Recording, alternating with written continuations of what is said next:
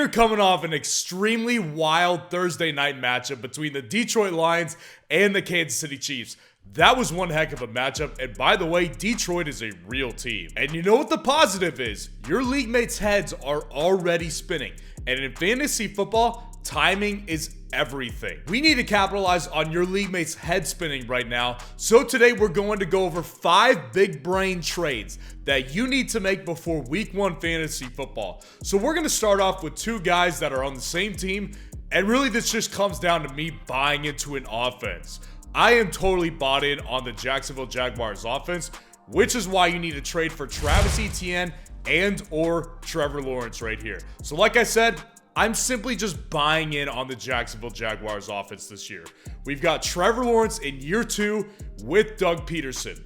This is a great combination. The team's got all kinds of weapons at every level. They've got Travis Etienne, obviously. They've got Calvin Ridley added to the group, who I don't love, but definitely adds a whole new dynamic to this offense. And you've got Christian Kirk on his long-term deal, the wide receiver 11 last year in fantasy football. So last week in a particular video, I discussed some players that you should be looking to sell high before week 1 fantasy football. And I caught some flack for some of my takes on that particular video. I actually included Calvin Ridley on that video as well. Now, what I need to emphasize in this video today, since I didn't really do it as much in the sell high video, is the importance of linking a sales mindset to making fantasy football trades. I've worked in sales for many years now, and one thing that I know that I can apply to fantasy football is sales. Because when you are trying to make trades, think about the process that you're going through. If you have relationships with your league mates and you have a conversational relationship with them, you can reach out to them and try to sell them on a player that you are trying to sell, or try to sell the problems with the player you are trying to grab from them. So we need to introduce more sales psychology into making fantasy football trades at this time of the year especially. So when we're looking at these 2 guys specifically, both of these 2 guys, Travis Etienne and Trevor Lawrence, they both have top 5 ceilings. At their respective positions, they absolutely do. Travis Etienne certainly has top 5 running back upside, and Trevor Lawrence certainly has top 5 quarterback upside. And also, think of where their ADP was at by the end of drafts. I mean, you were talking about getting Travis Etienne in like the 3rd or 4th round, depending on the draft format you're in, depending on how many teams are in your league. And you were getting Trevor Lawrence in like the 5th to 7th round, high to low end as well, depending on the format again, and depending on how many teams were in your league. Now, like I said earlier, you're probably not going to get both of these guys in one trade.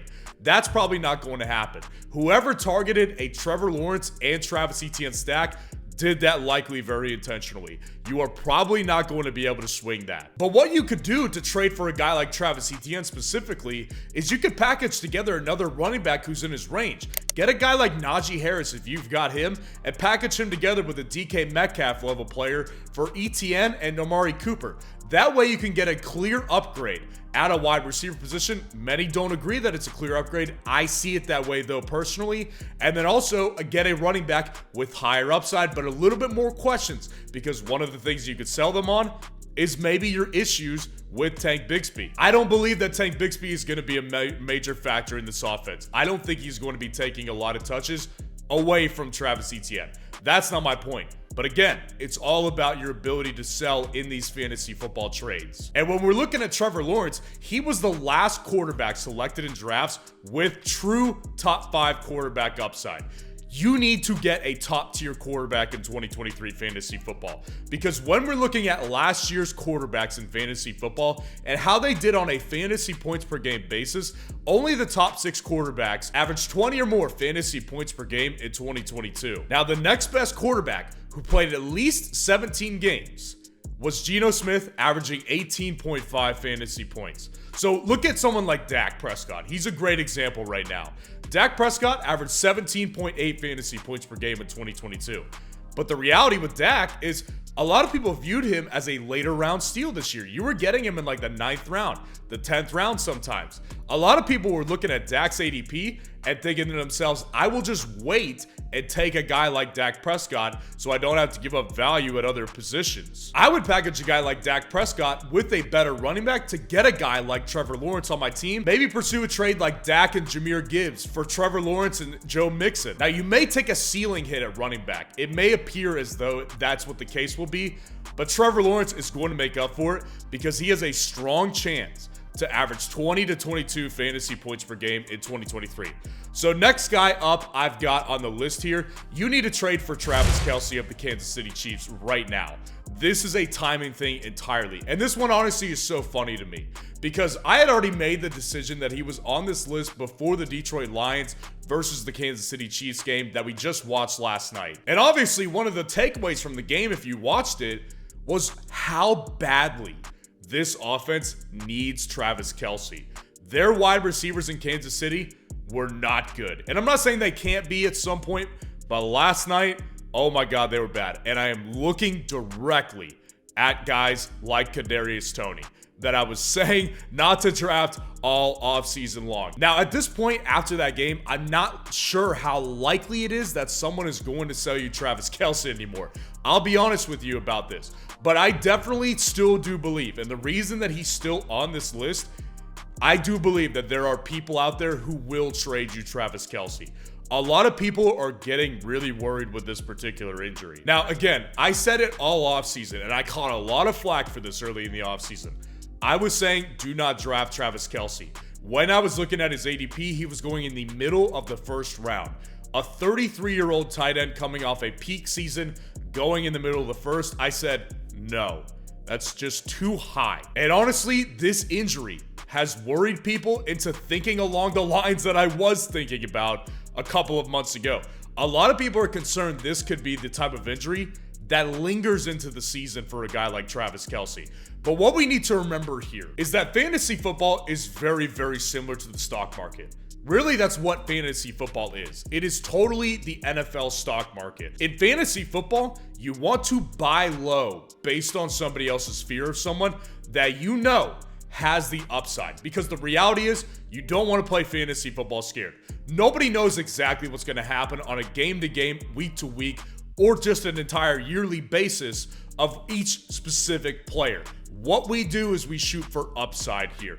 And the reality is, with a guy like Travis Kelce, there are people out there who drafted Travis Kelce in the first, and they're regretting it right now. If you know someone like that in your league who drafted Travis Kelce and is regretting it a little bit, come at him with a Jalen Waddle and Jahmyr Gibbs package for someone like Travis Kelce and Alexander Mattison. Or maybe a Derrick Henry and Calvin Ridley package for Travis Kelce and Joe Mixon.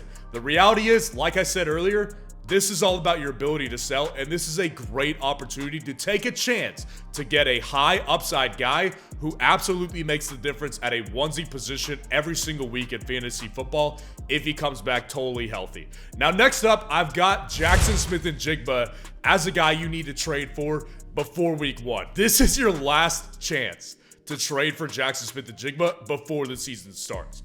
This is your last chance right here. Now, if you've been watching this channel for a couple of months now over the offseason, you may know that I have been shouting from the freaking rooftops about how all of you need to draft Jackson Smith-Njigba in 2023 fantasy football. He was one of my top 3 most drafted players in fantasy football drafts this year. So we're going to keep it pretty short here with Jackson Smith-Njigba, as short as I can keep it because I love the guy so much and I love talking about how great he is.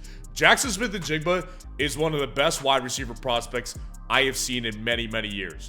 If you think about what he did in his 2021 true sophomore season with Ohio State, in the same wide receiver room as Garrett Wilson in his junior year, Chris Olave in his senior year, Marvin Harrison Jr. as a freshman, and Emeka Egbuka as a freshman, Jackson Smith-Njigba was fantastic. And if he had the ability to come out of the draft and into the NFL draft in 2022, he would have been a top 10 pick in the NFL draft. He was a better prospect coming out of college than both DK Metcalf and Tyler Lockett, who are on the same team in Seattle. It blows my freaking mind that people don't take Jackson Smith-Njigba seriously. I understand that people take him seriously, and like it's not like he's going in like the 16th round or anything at the very end of your draft. but I take him so seriously, and I'm surprised that people aren't taking him as seriously, honestly. This guy had wrist surgery 2 weeks ago, and originally, he was projected to miss the first couple games of the season. This guy's ready to go in week 1. The dude is ready to freaking suit up immediately right out of the gate. Now, I'm going to be honest here. He's probably not going to start out very hot. I don't think that he's going to get out and have a 30-point game, a 20-point game, even like a 15-point game in week 1. I don't think that's in the cards for Jackson Smith-Njigba in this particular matchup against the Los Angeles Rams. And honestly, for that reason alone, I'm not planning on starting him in the redraft leagues that I have him in. And as a result of that, he will probably be on my trade targets video again next week after week 1 before week 2. But his mid to late season upside is stupid high. Look at guys who are on his team in front of him that are viewed as better players right now. DK Metcalf, a guy that a lot of people love, and I like him as a player. He's a good highlight reel player, and he's obviously a physical freak, and he is a good player. But look at him from a fantasy football perspective. Last year, he averaged 10.7 fantasy points per game in 2022. That was behind a lot of wide receiver 2s on their respective teams. Behind guys like T. Higgins, Jalen Waddle, Devonta Smith. He was behind all those guys from a fantasy points per game perspective. And Tyler Lockett is going to be 31 years old later this month. I made a prediction earlier in the offseason when I said I believe Jackson Smith-Njigba will be a better player right out of the gate than DK Metcalf and Tyler Lockett. And today, I still firmly, absolutely believe it. Target a trade for someone like DeAndre Hopkins and Aaron Jones for Jackson Smith-Njigba and Travis Etienne. Because I honestly believe that Jackson Smith-Njigba will be on a Breece Hall type of trajectory in his particular rookie year, and I would buy low right now while you can. Now, speaking of Breece Hall, he's going to be the guy who rounds out this list right now. As a trade target, I think you need to target before week 1 fantasy football. Now, I love this one for several different reasons. There's a couple reasons I absolutely love trading for Breece Hall right now.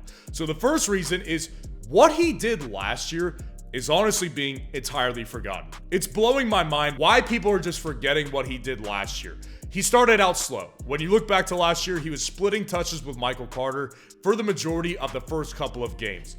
By week 5, he was the lead back, and by the time he got injured in week 7, after those 7 games that he played, by the time you looked up, he was the running back 7 from a fantasy points per game perspective with 15.1 fantasy points per game. This guy is scary, scary good. And that was behind an offensive line that was nowhere near ideal. Now, the next reason I love it is because he's injured. Now, obviously, this could be viewed as a negative, and a lot of people do view this as a negative. Obviously, he's not going to be the lead back to start the season, especially in week 1 versus Buffalo. That's going to be Dalvin Cook, and that's exactly what they signed him to do. But instead of looking at it from a glass half empty type of perspective, I want us to be a glass half full type of fantasy football community right here. So let's look at the positives here. This team, like I said, they signed Dalvin Cook for the explicit reason so that they didn't have to rush Breece Hall back. They could slow walk him, and they will slow walk him back into his starting role on this offense. That is Dalvin Cook's purpose on this team in 2023. Now, yes, Breece Hall is going to be active in week 1, but the reality is he's not going to get 15 to 20 touches in this game. I'd be surprised if he reached 10 touches in this game, to be honest with you. But that's not the point. The point here is that the real upside for Breece Hall comes specifically in the mid to late end of the season right here, when Dalvin Cook, by that time, is worn down because he's an older veteran player who has handled a massive workload several seasons in those Minnesota days. And Breece Hall, by that time, will be ready to go. And the last reason I love this one is because he's cheap. Think of where you were drafting him. This guy fell to the 5th round of fantasy football drafts over the past several weeks. As soon as this team got Dalvin Cook, Breece Hall started plummeting like a rock. He was almost an afterthought for people to draft in fantasy football drafts. Now, a package like Jahmyr Gibbs and Deebo Samuel for Breece Hall and Chris Olave, this is the perfect type of package for me. Because what you'll do here is you'll get a clear upgrade at wide receiver with Chris Olave, and you'll also get the late season upside with a guy like Breece Hall. So let me know what you think of the guys on this list and who you are actively targeting before week 1 fantasy football. And if you want to see the top 12 tight ends for week 1 fantasy football, click on this video right here.